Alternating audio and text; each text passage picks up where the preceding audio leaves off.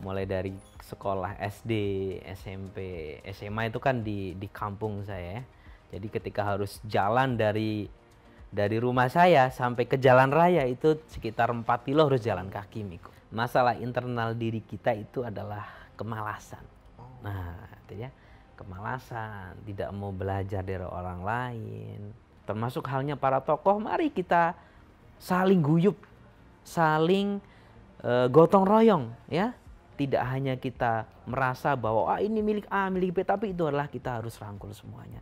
Dan dengan cara itu saya yakin tidak ada yang namanya konflik horizontal antara kelompok A, kelompok B gitu ya, antara tokoh ini dengan tokoh seterusnya, tapi tidak. Ini adalah milik kita bersama.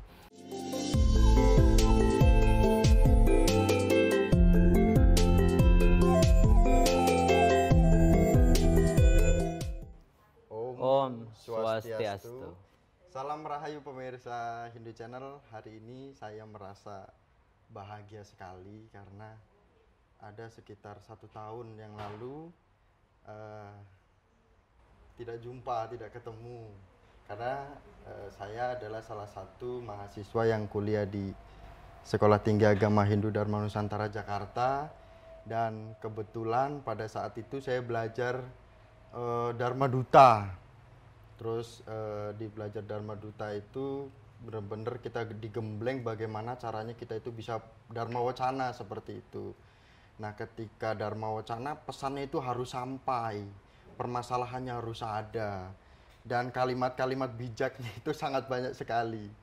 Hari ini kita langsung berhasil dan beliau menyempatkan untuk kita undang, kita ajak ngobrol, diskusi lah, sambil mungkin berapa SKS kita kuliah pada hari ini, seandainya diibaratkan kuliah gitu kan. Tentu saja bersama dengan dosen saya dari Stadharma Nusantara Jakarta, Dr. Untung Soehardi, SPDH MPhilH.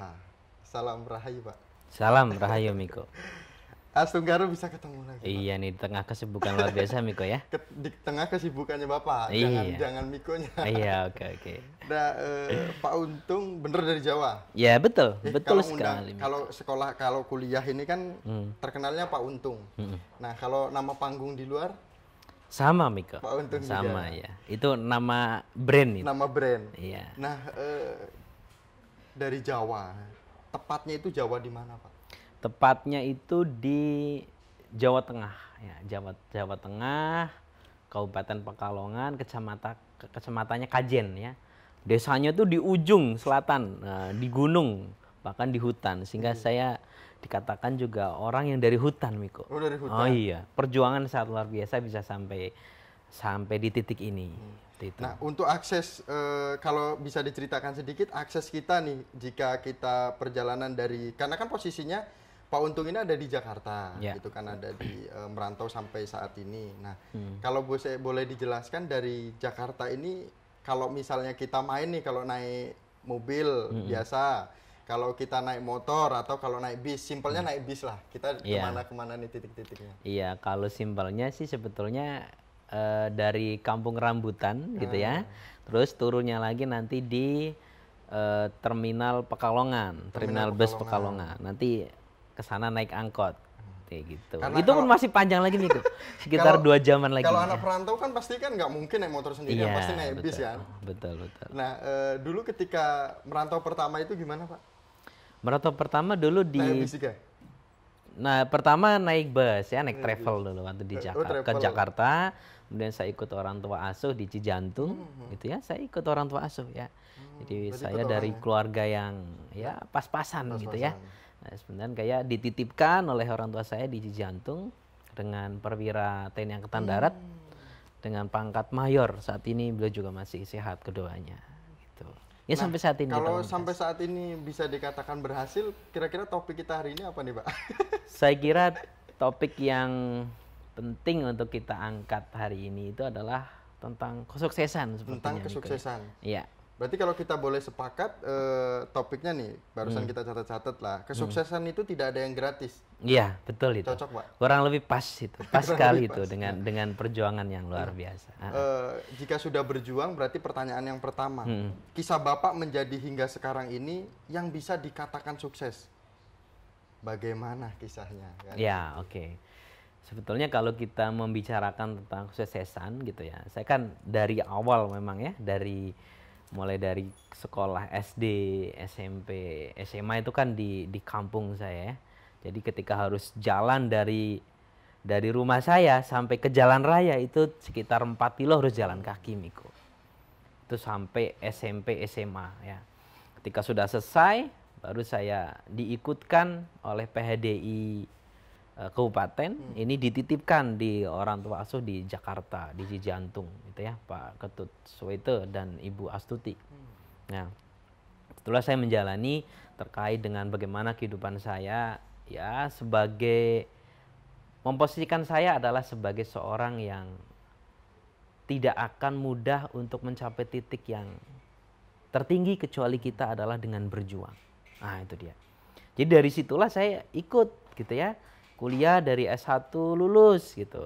Kemudian saya tidak bermimpi untuk bisa S2, S3, Miko. Nggak ada itu cita-cita kayak gitu. Kemudian dari STAK kemudian dapat beasiswa keringanan untuk lanjut S2 waktu itu. Ya, di IHDN Denpasar ya. Lanjut lagi sampai saat ini, kemarin di bulan Mei bisa wisuda doktoral yang S3.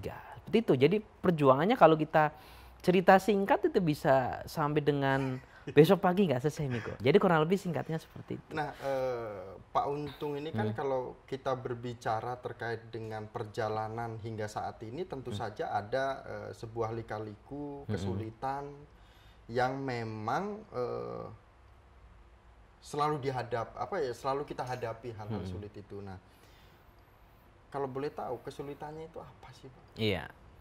Sebetulnya kesulitan kita itu adalah di mindset. Nah, gitu ya. Jadi kita ikut orang tua asuh, kita memposisikan diri kita jangan sebagai seorang pembantu gitu.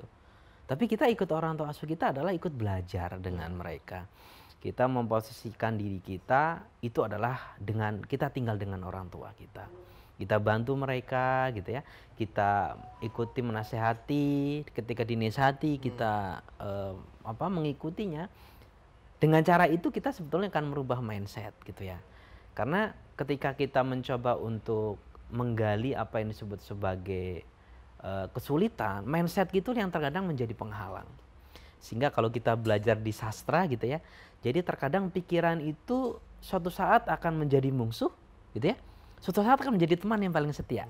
Jadi inilah yang sebetulnya cara merubah pola pikir kita itu yang utama. Jadi kesulitannya di situ. Nah, caranya seperti apa? Caranya adalah mau belajar dan mau menerima kritikan. Nah, itu dia. Ini yang terkadang orang sangat susah ketika membicarakan hal itu. Kadang kita senangnya dipuji nih ya, Miko ya. Tapi ketika dicaci, ketika kita dihadapkan dengan kritikan, kita kemudian langsung down. Nah, ini hal seperti ini bagaimana mengangkat diri kita dan menasehati diri kita itu yang paling utama. Itu, Miko. Nah, yang sangat berperan dalam kehidupan, mungkin ini setelah kita diskusikan kemarin kita sudah menentukan pertanyaan sebenarnya. Cuman setelah ngobrol seperti ini, pasti di balik itu ada sosok orang yang memang mendukung ini semua. Iya. Kalau boleh tahu siapa? Iya, oke. Sebetulnya yang tidak lain tidak bukan adalah ya ibu saya.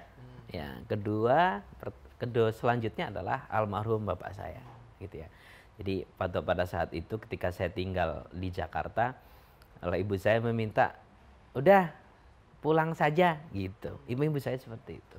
Tapi oleh almarhum bapak saya, kamu seandainya pulang, kamu akan jadi apa? Gitu. Kamu akan teruskan, nanti kamu akan menjadi contoh untuk semuanya di sana. Dan saya yakin kamu akan bisa melewati itu.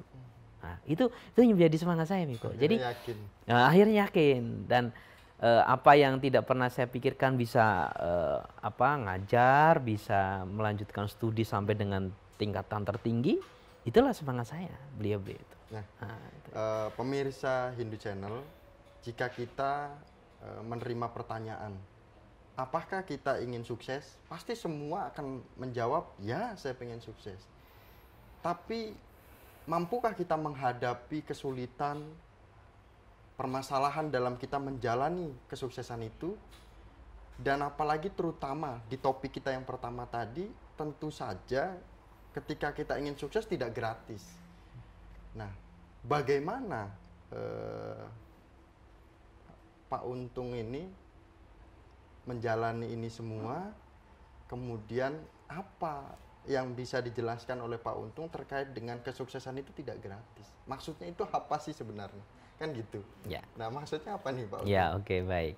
Sebetulnya itu kan sebagai renungan mudah untuk kita bahwa terkadang kita sering berandai-andai, Miko. Jadi saya ingin ini, ingin itu gitu ya, pingin punya ini, punya itu.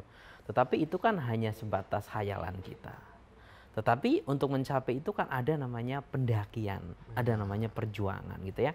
Sama halnya Miko ketika kuliah di STAH dulu sampai di sini kan dengan perjuangan yang sangat luar biasa. Tapi hanya kita menginginkan saja tanpa kita bertindak itu adalah nol, gitu ya, nol Miko ya.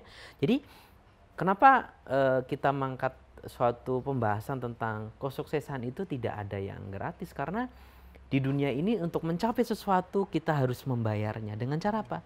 Dengan perjuangan kita. Dunia ini tidak semudah membalikan telapak tangan, Miko. Gitu ya. Terkadang kita menginginkan segala sesuatu yang selalu mudah dalam diri kita, ingin dipandang oleh orang. Tapi kita tidak pernah untuk menghargai orang lain. Tidak pernah untuk menggali dan belajar dari orang lain. Bagaimana kita mampu dihargai oleh orang lain? Nah, inilah yang menjadi bekal bahwa untuk menjadi sukses itu adalah sesuatu yang dilakukan dari internal diri kita. Orang lain apa? Apakah penting? Penting. Sebagai apa? Sebagai pendukung, gitu ya. Jadi pengetahuan kita dari mungkin TK sampai dengan perguruan tinggi itu hanya 10% saja yang kita gunakan. Nah, mohon maaf saya potong Pak Untung. Tadi disebutkan sedikit terkait dengan internal kita. Biasanya menjadi masalah secara internal kita itu apa sih? Iya, oke. Biasanya nih yang sering muncul, mungkin Pak Untung pasti sudah mengetahui itulah, sudah menjalani itu. Iya. Masalah internal diri kita itu adalah kemalasan. Nah, itu ya. Kemalasan, tidak mau belajar dari orang lain, putus asa. Ini yang menjadi gerbang utama sebetulnya untuk menurunkan kita untuk mencapai kesuksesan. Kenapa? Karena kebiasaan seseorang untuk mencapai sesuatu itu adalah dengan cara kita melatih diri. Contoh halnya misalnya kita akan bangun pagi gitu ya. Waktu di kampung saya bangun pagi aja susah sekali. Tapi dengan cara keadaan kita merubah diri kita, tadi di awal kita bicara adalah mindset, maka kita dengan melatih setiap hari kita akan bisa. Nah, dengan cara apa? Menghilangkan rasa malas itu. Kemudian kedua adalah putus asa. Kalau kita sering merasa putus asa di dalam diri kita, susah dikit ngeluh, kan gitu kok ya. Susah dikit curhat di medsos gitu ya. Jadi orang lain tahu gitu. Jadi itu sebetulnya tidak layak gitu ya. Kenapa demikian? Karena jejak digital yang kita miliki nanti akan dibaca oleh orang. Itu akan memperlihatkan kelemahan kita. Tapi apa harusnya? Kita bisa bangkit. Kita bisa menasehati diri kita sendiri. Kalau bukan saya yang akan merubah diri saya, siapa lagi? Nah, itu kurang lebih seperti itu, Miko. Nah, gitu. Jadi langsung kru Hindu Channel juga ini menjadi PR untuk kru Hindu Channel karena mudah-mudah semua nih, Pak. Iya, betul sekali ya. Nah, saya tidak mau memberikan pengantar terlalu banyak, tapi ada satu pertanyaan lagi yang perlu kita ketahui dari seorang anak yang dari hutan terus ke kota sehingga berhasil itu. Kesuksesan ini menurut Pak Untungnya apa sih? Iya, kesuksesan adalah ketika apa yang tidak pernah kita pikirkan itu kita dapatkan. Terkadang kita memikirkan bahwa saya ingin sekolah sampai dengan tertinggi gitu. Tapi karena ada suatu dan lain hal kemudian terputus. Tapi kesuksesan itu adalah ketika satu kita mampu untuk menguasai diri kita. Itu sukses. Kedua adalah ketika kita mampu bermanfaat untuk kehidupan di sekeliling kita. Ketiga adalah kita terpenuhi secara finansial terutama ya Miko ya. Kita punya apa yang kita butuhkan kita ada ya. Yang penting hidup ini pas-pasan Miko. Pas punya rumah ada ya kan. Pas punya mobil ada. Pas punya motor ada. Nah, itu dia. Itu pas. Pas tapi yang bermanfaat. Nah, saya kira itu kesuksesan itu karena kalau kita sebagai manusia menginginkan segala sesuatu yang lebih, tidak ada sesuatu yang secara khusus itu langsung terpenuhi. Ya. Tapi ada perjuangan. Sehingga saya mengatakan di awal tidak ada kesuksesan yang didapatkan secara gratis. Itu. Nah, kemudian Pak Untung ini kan tentu saja kesibukan adalah sebagai dosen. Kemudian juga sebagai memberikan banyaklah kegiatan-kegiatan sebagai pengajar seperti itu. Nah, menurut juga Pak Untung ini pendidikan Hindu itu seperti apa? Oke. Sebetulnya kalau kita melihat dari faktor keturunan ya, bahasa kerennya itu secara genealogi ya, bahwa kita sebagai orang Hindu itu dilahirkan dengan gen yang orang-orang cerdas semua, Miko. Tapi kenapa saat ini terjadi namanya keterpurukan? Karena adalah faktor dari ketidaktahuan kita. Kenapa? Faktor ekonomi. Ya. Kedua adalah faktor bagaimana generasi kita mau merubah dirinya sendiri. Nah ini dia. Jadi faktor mindset yang saya bicarakan di awal.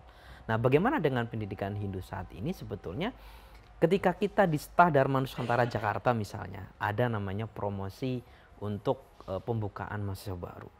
Kita ajak mereka. Nah ketika mereka mau pasti ketika lulus gitu minimal dia bekerja.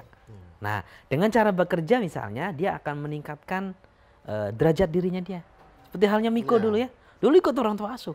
Ketika lulus dia ikut melalui kegiatan di Hindu Channel. Saat ini sudah mulai ada link, ada jejaring yang lain. Jadi sebetulnya permasalahan pertama itu adalah dari mindset generasi mudanya. Mereka ingin instan. Mereka melihat di luaran sana, oh punya mobil, punya apa, mereka lebih ngejar ke sana. Tapi bagaimana mereka memperbaiki bagaimana dia harus sekolah. Kenapa? Dengan sekolah dia akan mempunyai pola pikir yang berbeda. Punya pola pikir yang visioner. Tidak hanya dia instan tetapi adalah berkelanjutan. Itu Miko. Nah ini agak loncat lagi pertanyaan sedikit. Pada saat dulu Pak Untung ketika belum bisa dikatakan belum memiliki gelar gitu, belum kuliah. Pada dulu ini sempet nggak sih kepikiran, ngapain sekolah gitu? Terus apa memang pada saat dulu mampu nggak sih saya sekolah atau seperti apa sih? Oke, ini mindset sebelum sekolah menarik ya, kuliah. Kita agak berpikir ke belakang ya Miko ya. Dulu ketika saya sebetulnya saya itu orang yang gemar membaca Miko ya. Jadi dengan cara itu karena orang tua saya itu sampai bisa mulai membiayai sampai dengan SMA. Bagaimana caranya nih anak saya itu biar sekolah gitu Miko. Jadi dengan cara menghubungi salah satu program orang tua asuh yang di Jakarta. Akhirnya dititipkan di sana. Nah di sini pun saya masih ragu sebetulnya. Bisa nggak saya sekolah? Nah mungkin kayak gitu kan.